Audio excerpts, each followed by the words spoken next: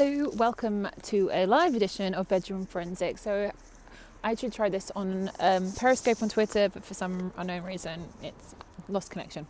Anyway, so here we are at Kensal Green train station. Now, as the title said, this is to discuss the anniversary of Tom Rhys Price, who was a 31-year-old lawyer and died not far from here at the train station today, January 12th, in 2006. Now, although it ends with his death, it doesn't start there. It starts with two childhood friends, 18-year-old Donald Carty and 17-year-old Delano Brown. Now, they grew up around this area and are well known for hanging out in this particular area and at other stations. In fact, they were part of a gang, in fact, called the KG tribe. Now, this group of lads was known to steam commuters. That means that they would rob them and be aggressive towards them. And if they ever fought back, then they would juke them, which meant basically being stabbed in the thigh. So they were both members of this gang, even though Carty himself was quite aggressive and had a conviction for attacking a police officer. He was known as a Marnie, whereas Brown, who had no previous convictions and was his childhood friend said he was a very quiet person, was nicknamed Shy. Now, looking at this train station today, you can see there's barriers in there, there's a security guard in there, some lights out the front, and some lighting down here. And back in 2006, there's nothing. No security gates, no security guards, no lights whatsoever. It was really easy access for this tribe to get in to the train station itself and aggressively attack people. And that's what happened on this fateful night, 12th of January 2006. Now, it was about 10:40 in the evening when both Carty and Brown decided they were a little bit bored. They'd been hanging around the streets for most of the evening and they decided it was time that they fancied getting a bit of money. So they head down the train station steps at Kensal Green train station and came across a man sat on a bench waiting for his train on the Bakerloo line to head up to home. That man was Chef Khurshid Ali.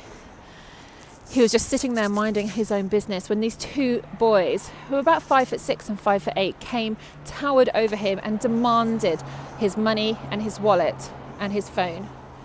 Khurshid Ali was so scared that he said in the court later that he couldn't even look them in the eyes.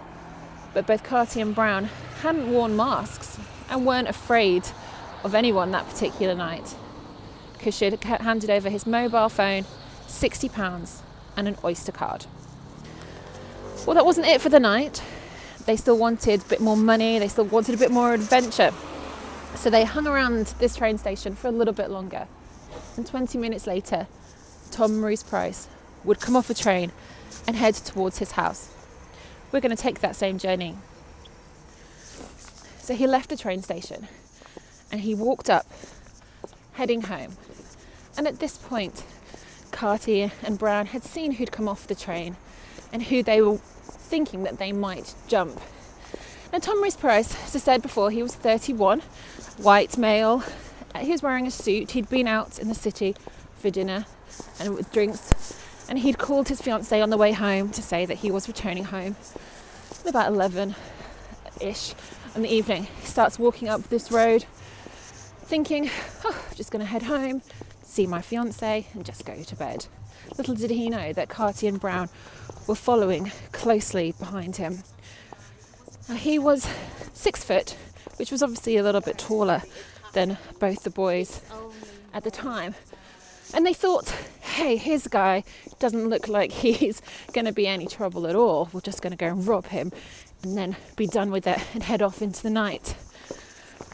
There isn't a particular timeline for what exactly happened down this road. We're still not far from the train station.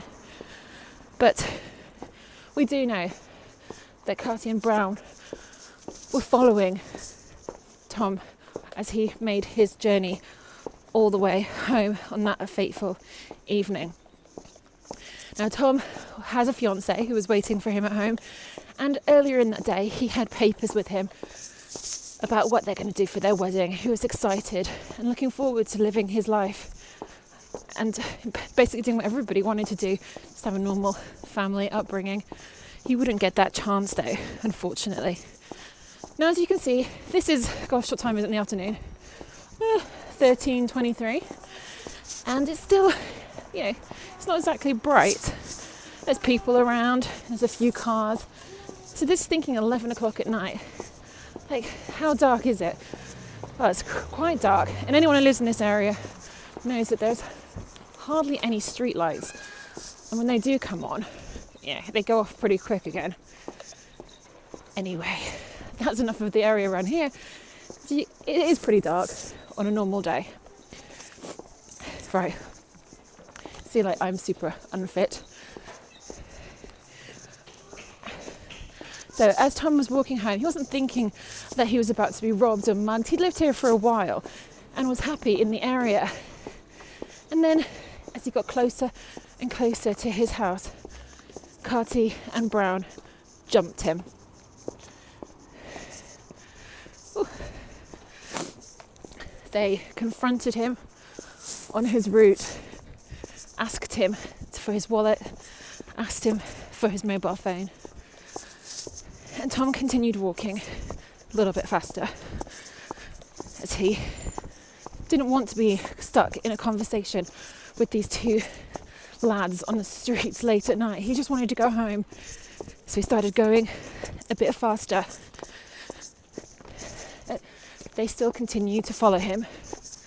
These shops here to the right no one was around. These people, there was no one to help him. He still didn't think at this point that they were so aggressive. He didn't stop, get out his phone and call the police. He just continued walking home with a bit of a speed in his step, going past these shops that on a normal day would be filled with people. Even in these COVID times, there's people around. And it was here, Bathurst Gardens. He was so close to his home now. He could see it in the distance. He was going to be okay. He was going to be safe. Tom thought he would get home in one piece.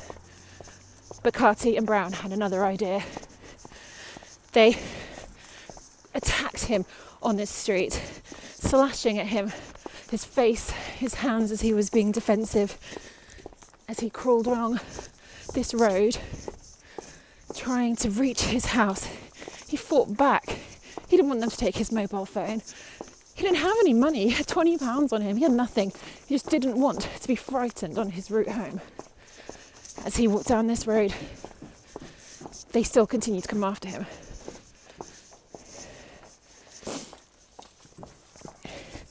He got a little bit faster. He was bleeding. There were spots of blood trailed down this route as he tried to escape his attackers. However, he could see his house. It wasn't too far away now. He was going to make it. So he thought, even though he was bleeding and he'd been attacked, he still had his phone, he still had his gloves and his paperwork, and he was going to get there. And it was around here, on this road in Bathurst Gardens, that his fight was slowed. Carty fly kicked Tom in the back, knocking him to the floor. He was winded. He tried to get up and tried to run away. And it was around here that the paperwork fell from Tom's hands and his gloves were left on the floor. While he was on the floor, Carty then kicked him in the face, kicking him and kicking him. There was blood on a car as Tom tried to get himself up. Unfortunately, at this same time, one of their boys, Carty or Brown, took the opportunity to stab Tom twice in the stomach and chest, and once in the hip. He was down. He was slowed. The blood on the floor still trailing as he tried to make his way out. While he was slowly dying, Carty and Brown went through his pockets and through his stuff and found his mobile phone, the £20, and an Oyster card. They shouted at Tom, "Where else is it? Where's other stuff?" Tom said, There's nothing else. You have it all. And then they ran off back the way we came, down to Clifford Gardens. It was around here that there was more bloodstains on cars as Tom still tried to make his way home. And eventually he got to around here where an ambulance was called, and he was taken to the hospital nearby where he died at midnight. That's a sad story of Tom. His legacy continues. His family actually forgave Carty and Brown for what they did on that night. Carty and Brown themselves claimed that they weren't responsible for his death, although they did say that he robbed him, because the evidence showed that they used both Tom's and Mr. Ali's phones on that night. Let's walk back out the other way. And they tried to use the Oyster cards the next day before they were stopped by the TfL. Now, obviously all the evidence that was there put both Carty and Brown in prison, and they were in prison for life. But things that happened after, there was a lot of controversy about this particular court case and another few others that surrounded 2006 itself. In January, not long after this fateful night, on January 12th, 2006, Ian Blair, Detective Chief Constable, said that there was institutional racism within the Metropolitan Police that stopped a lot of crimes being explored properly and evidence wasn't gathered. There's also David Cameron, who was not Prime Minister then, as in fact Tony Blair. So leader of the opposition, Tony Cameron, came out and said that the reason why Carty and Brown committed this dreadful act was because they didn't have any father figures, and that there should be something done to help boys like them instead of turning to a life of crime, that they can get the support they need.